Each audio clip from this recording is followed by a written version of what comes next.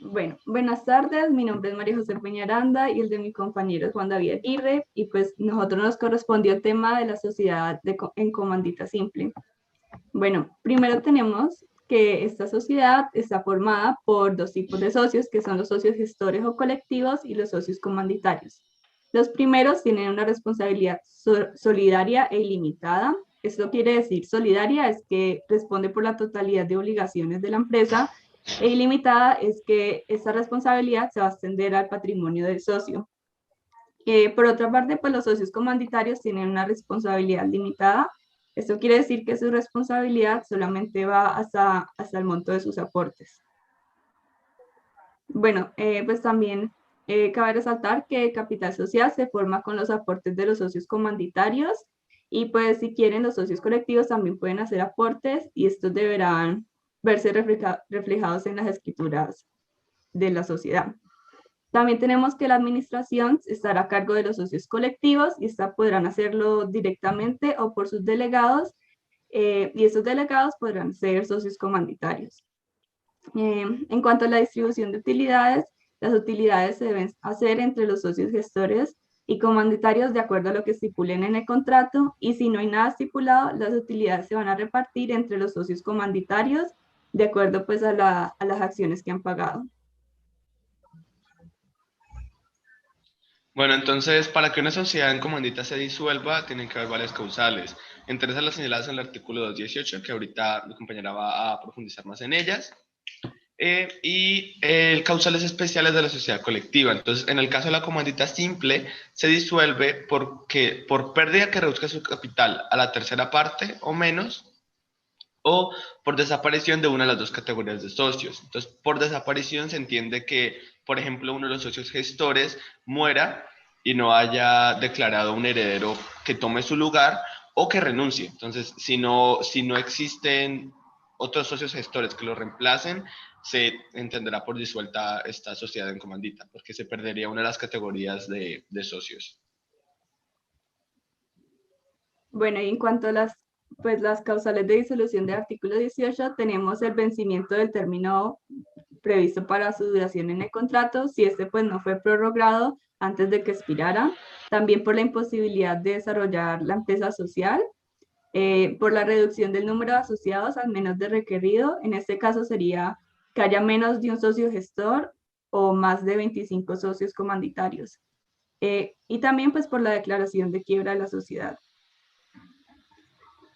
Pues otras causales son las expresas que estén expresas en el contrato, por la decisión de asociados o por la decisión de alguna autoridad competente.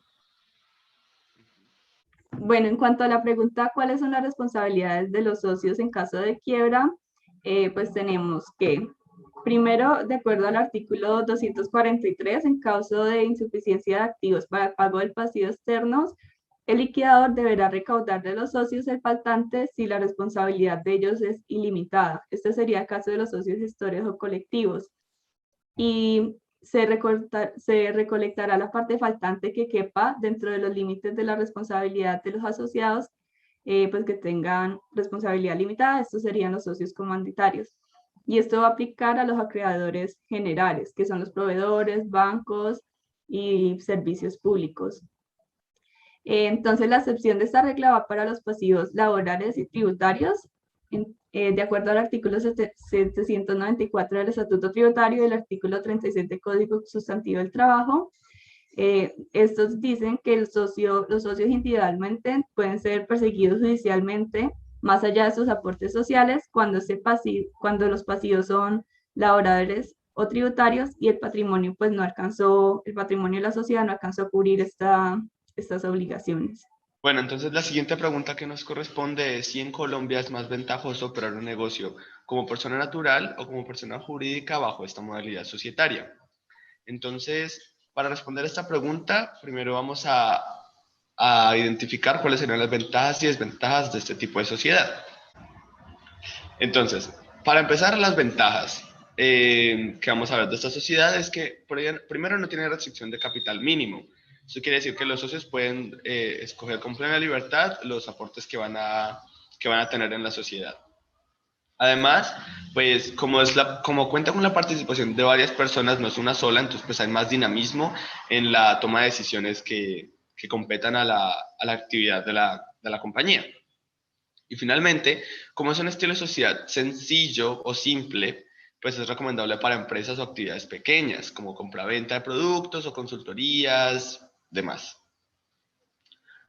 Por otro lado, las desventajas principales van a depender del tipo de socios, porque, bueno, una de las desventajas podría ser la cantidad de trámites que se tienen que hacer para la comandita, pero en general la fundación de una sociedad tiene unos trámites como complejos. Entonces, como tal, las desventajas principales dependen de los socios, pues estos no tienen los mismos derechos. Una de las desventajas de los socios comanditarios es que no tienen derecho a voto, ni pueden ejercer administración sobre la sociedad. Claro, responden de manera limitada, dependiendo de sus aportes, pero no tienen derecho a voto, entonces esto puede ser una desventaja para ellos. Y lo contrario, los socios gestores sí tienen derecho a voto, pero su responsabilidad es ilimitada y solidaria. Entonces, como explicaba Majo, en caso de liquidación o de que no se pueda cumplir con los pasivos a los acreedores, pues estos socios gestores tienen que responder desde su patrimonio, no solo de sus aportes, sino también de su patrimonio.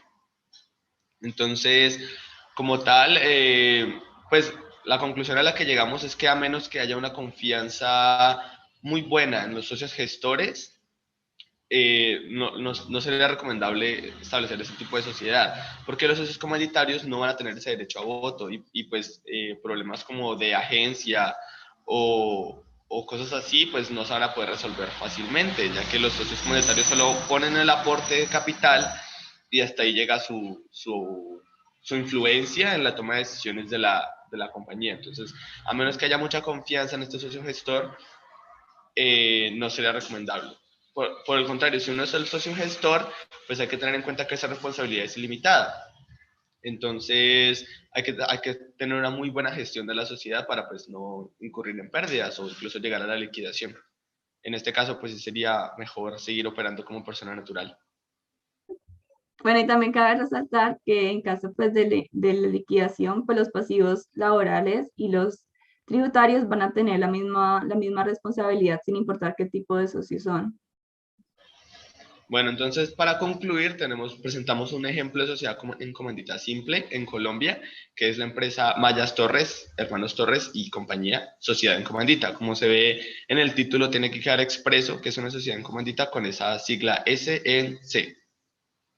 Esta es una compañía colombiana, como mencioné, fundada en Barranquilla, con más de 30 años de experiencia en la fabricación e instalación de mallas, postes, carpintería metálica, entre otros. Eh, y ya. Muchas gracias.